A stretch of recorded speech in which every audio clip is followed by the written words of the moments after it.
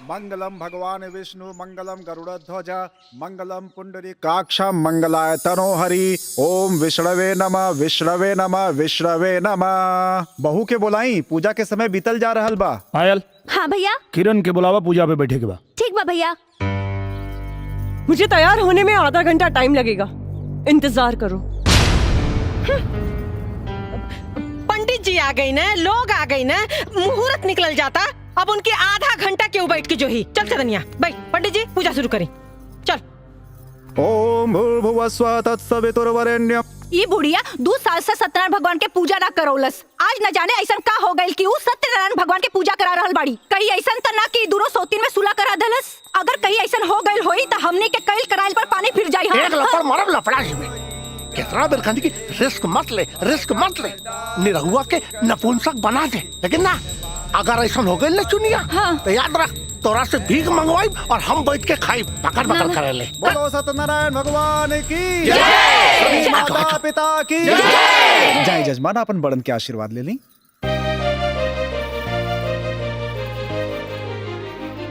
खुश रहा बेटा, खूब खुश रहा। खुश रहा, खुश। सदा सुहागन रहा।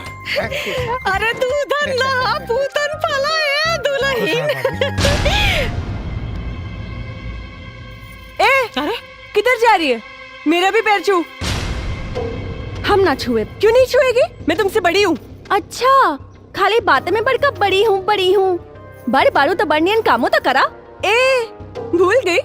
इस देश में दूसरी बीवी की औकात क्या होती है? मेरी दी हुई भीख की खुशियों पर ऐश करने वाली घटिया औरत मुझसे जबान लड़ाती है।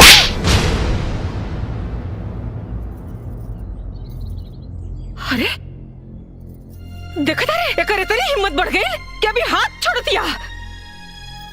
अरे आज तेरे नहीं की बहुरिया के मरलस, कल तेरे मतारी के मारी, परसों तेरे बाप के मारी, और तय खड़ा होकर खाली तमाशा देख। बारे भगवान, कैसन कैसन दिन देखे के पड़ता। किरण, तुम्हारा दिमाग खराब हो गया बा। ये सब का करता रू? अच्छा, मैं क्या कर रही हूँ? हाँ, आज तक तो ये चालबाज पूरे परिवार वालों को पुड़िया खिला रही थी, आज आपको भी खिला दी, इसीलिए आप इसकी साइड ले रहे हो। देखा, तू गलत के लिए बाड़ू, चुपचाप एकरा से माफी मांगा। माफी? वो भी इस बच्चलन से? बहुत हो गई।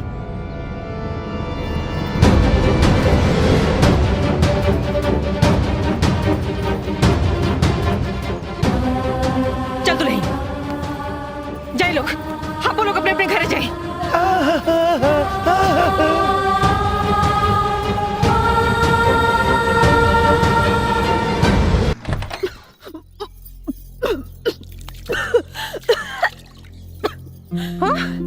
अरे दुल्हन, कहाँ गई? तबीयत नहीं ठीक का?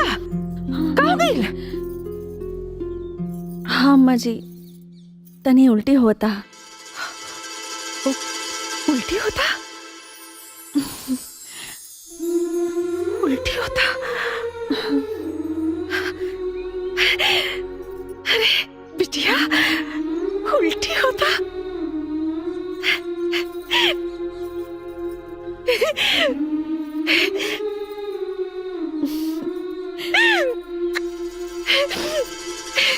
अरे ऐसे सिकुमरा, नंदुआ, बड़की, छोटकी, अरे कहाँ बड़ा सन? आवा, अरे मनसा पूरा आ गया, बहुत बड़ खुशखबरी आ गई। अरे रउआ दादा बने वाला बानी। दादी, हमारे बाजी बधैया, हमारे बाजी बधैया, हम बनब दादी, लुटाई रुपैया, बाजी बधैया, हमारे अंगनैया।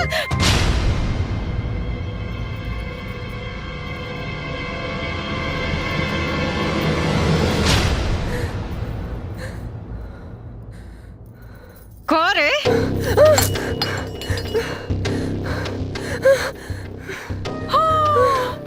ये तो पहले ही पसीना पसीना हो गई ले दादा। हमरा पतो के माई बने का खबर सुन के एकरा तक करे बेटा पर सांप लौटा लगल हो हैं? बड़ा कहत रहे कि खानदान के वंश के आगे न बढ़े दे। देख सुन ले न भगवान, अरे जकर राम रखवैया ओकर का बिगाड़ी कोनो कसैया। अब तै देख पूरा गांव बुलाइब, मिठाई बांटब, नाचब गाइब, खुशी मनाइब, तोरा के चराइब। अरे पहली काम आई जो किनाराम बाबा कैसे तब बीज बनवा के लिया, का पता है डाइन का हमरा पतों का कोख मार देता। सही कहा तारी। कुल खातिन कहेंगे। चल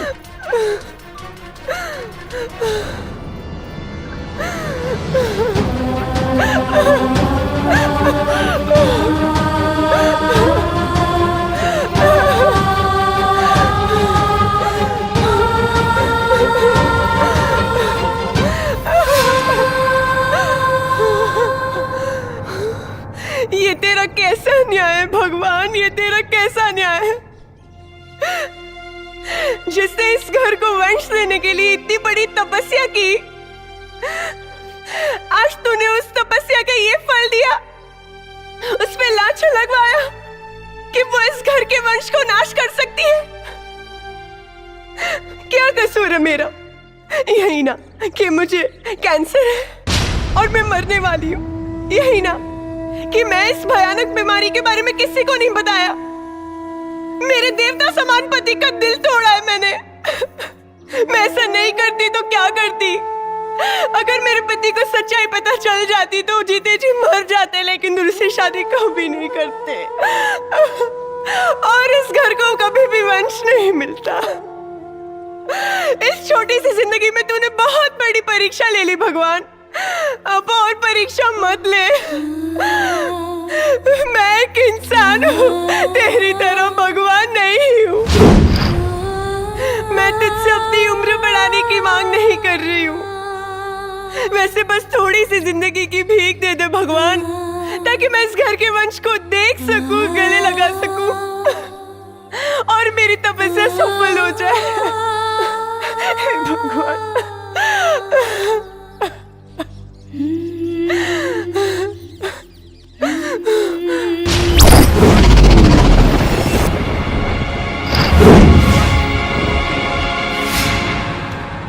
कैसे पता कि तोरा के कैंसर हो? कैंसर मुझे नहीं तो। छुपावे की कोशिश मत करा, सच सच बताओ, तोरा के हमार क्रिया?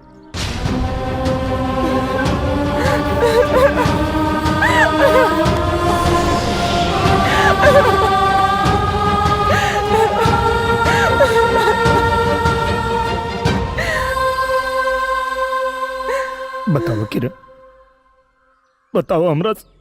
अपनी सुहाग रात के दिन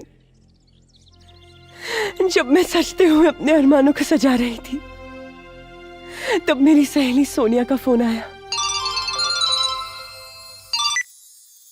हाय सोनिया। बेटा मैं डॉक्टर मकवाना बोल रहा हूँ। ओह अंकल आप।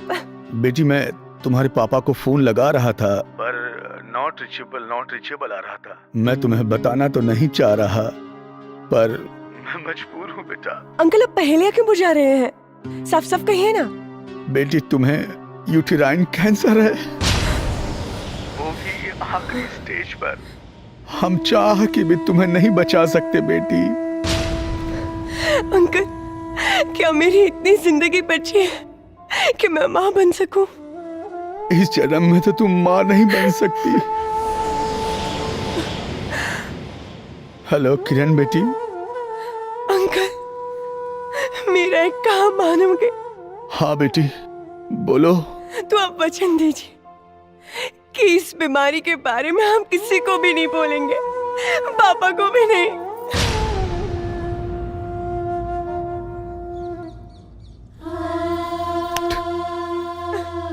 बहुत अभागा बानी हम, बहुत अभागा बानी। भगवान हमरा प्यार के भरम रखी भगवान। इनकर सारा दुख हमके दे दी भगवान, इनकर सारा दर्द हमके दे दी भगवान, इनकर मौत भी ऐसा मत कहिए, मत कहिए ऐसा। भगवान ने मुझे इस जन्म में सौभाग्य नहीं दिया पत्नी धर्म निभाने का, लेकिन मैं भगवान से विनती करती हूँ अगले जन्म में सौभाग्य जरूर दे दे, तन मन और लगन से आपकी सेवा कर सकूं।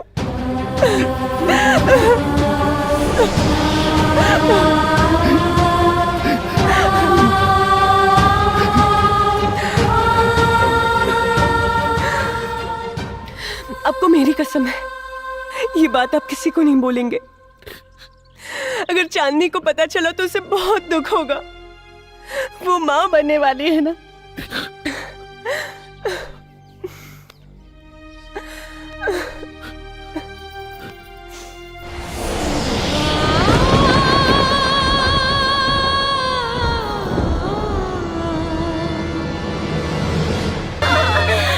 ए दुल्हन, जा अपने माई के गोड़ धैला, ओकरे बाद सबके आशीर्वाद लैला। आवा जा, आवा ना, जा माँ जी के पास।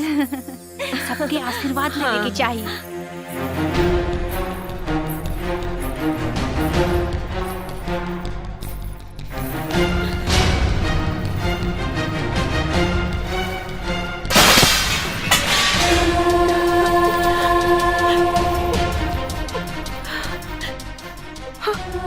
अरे अरे अरे, ये का कतर दुल्हन, ये कुल घातिन का गोड़ धरता रू।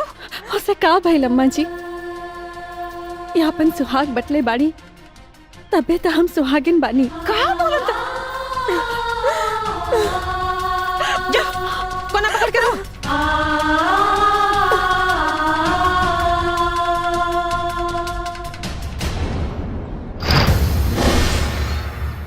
चल चल, मुकर, चल। आज तोर सारा घमंड चूर चूर हो गई। अरे तोरा लाख सरपले के बाद भी भगवान हमार मुंह उजियार के देना। हार हलबाई खानदान का वारिस तोरा अरमान पर पानी फेरे खातिर। खाली अरमाने पे पानी फेरे ना माँ जी, एकरा छाती पे किल्ला गाड़े खातिर। ए माई, मुंह तो देख, बुझाता कि विपत पड़ल बा। विपत तो पड़बे न करी बिटिया। अरे एकर हार जवन हो गई और हमार जीत जवन हो गई। अरे माई बहन लोग, हमार मुंह का देखा तानी है। अरे वह जीवनी है जो दिन रात हमरा पतो के ताना मारत रहे। थूका लोग, थूका एकरे मुंह पे। भाई का करता तू? अरे वाह, आज माई के बात पर तो तोहरा मुंह से बोली निकल गई। अजय ई माई की इज्जत उतारत रहे, तहिया मुंह में दही जामल रहे। देखा तू लोग ही ठीक नहीं करत लोग। अरे तू लोग का पता नहीं कि ए माँ जी, देखत का बानी, ली लगाई करे खाई करा के।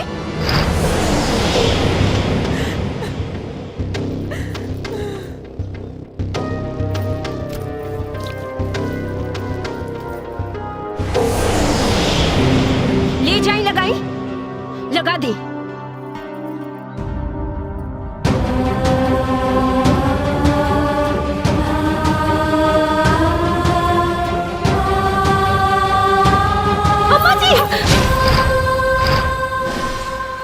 करे तानी रवा जिनका मुंह में करी का पोतल चाहतानी, आज उनकरा चलते रावण मुंह जियार भइल बा अम्मा जी। एकरा चलते, ए कुल घातिन के चलते हमार मुंह जियार भइल बा। अरे पगलागल बड़ू का हो? ये गलत नहीं की अम्मा जी, ये तो बस गलत हो के नाटक कैली ताकि राहुल बेटा दूसर ब्याह कर सके, हमरा से प्यार कर सके और एक खानदान के वंश मिले। हम तो इनके बहकावा में आवा वाला नहीं की। औस तेकरा के हम कर खा पोत के रहब, जैसे ही शर्म से पानी पानी होके मर जाए। अम्मा जी, जे खुदे मरे वाला बाड़ी, ओकरा कम से कम मरे के बदुआ तो मत दी। अरे ये सब झूठ सच बोल के कौन नाटक फंतर हो? हम झूठ नहीं की बोलत अम्मा जी, दीदी के कैंसर बा।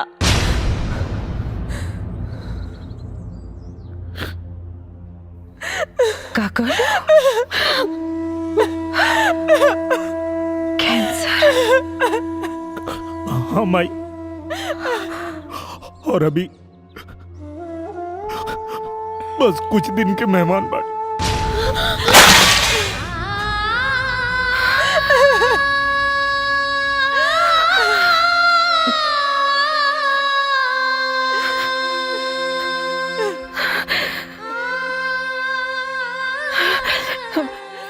बेटा बेटा बेटा, अरे तू ये खड़ा खड़ा मुंह का तकता रहे। अरे अकेले जो डॉक्टर के यहाँ दिखा, हम अपन घर बेच दे, सारा संपत्ति बेच दे, अरे कुल जमीन जायदाद ठोक दे बेटा, बाकी के बचाला हमरा बिटिया के बचा ले बेटा, हमरा बिटिया के बचा।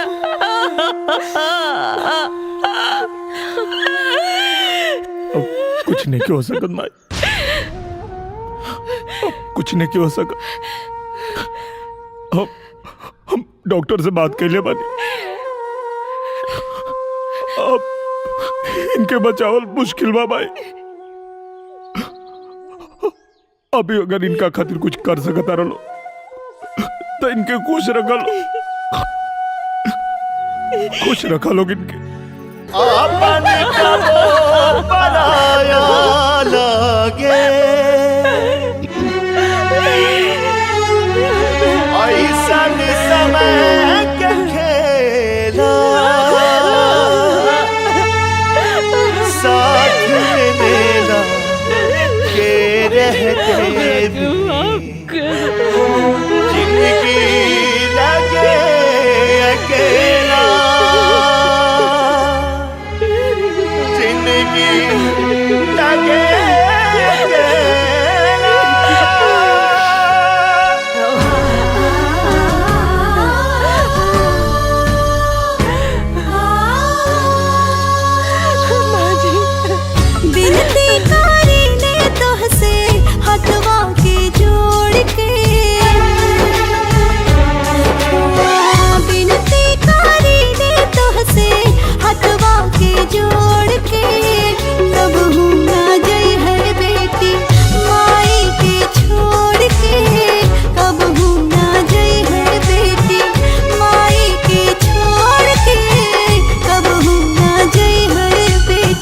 घरवा के लक्ष्मी हो बंधन की तोड़ के, कबहू न जई है बहू हमनी के छोड़ के, कबहू न जई है बहू हमनी के छोड़ के, कबहू न जई है बहू।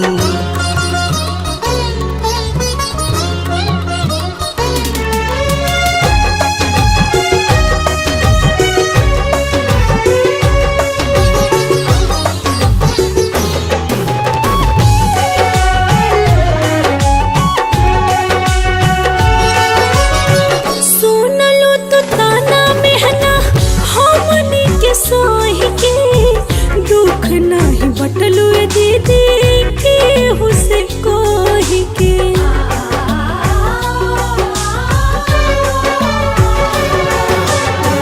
माफ ना विधाता करी है देनी तो के चोट हो, तू ही दे दो माफी दीदी होई तो हुसे चोट हो। किस्मत हमार जे पैनी हमको के जीवन साथी,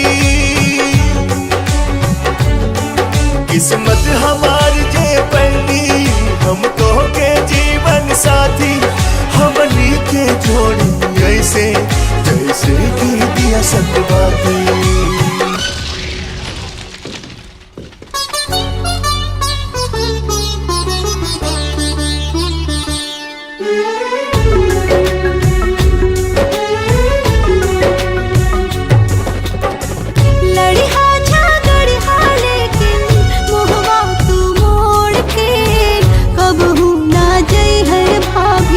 हमनी के छोड़ के कबहू ना जई है भाभी।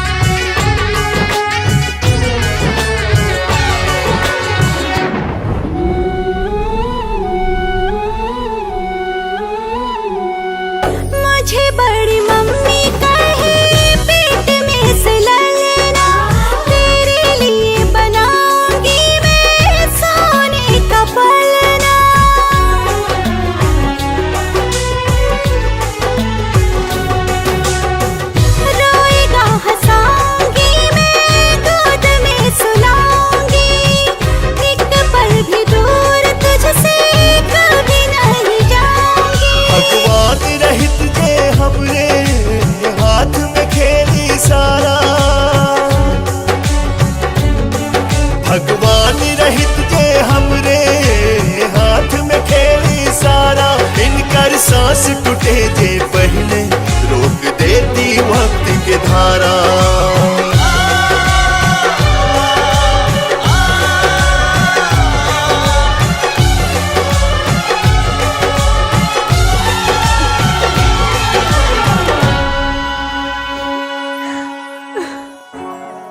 कंधे पर ढोया तुझको कंधा यह तोड़ के, कभी भी न जाना बेटी पापा को छोड़ के, कभी भी न जाना बेटी। पापा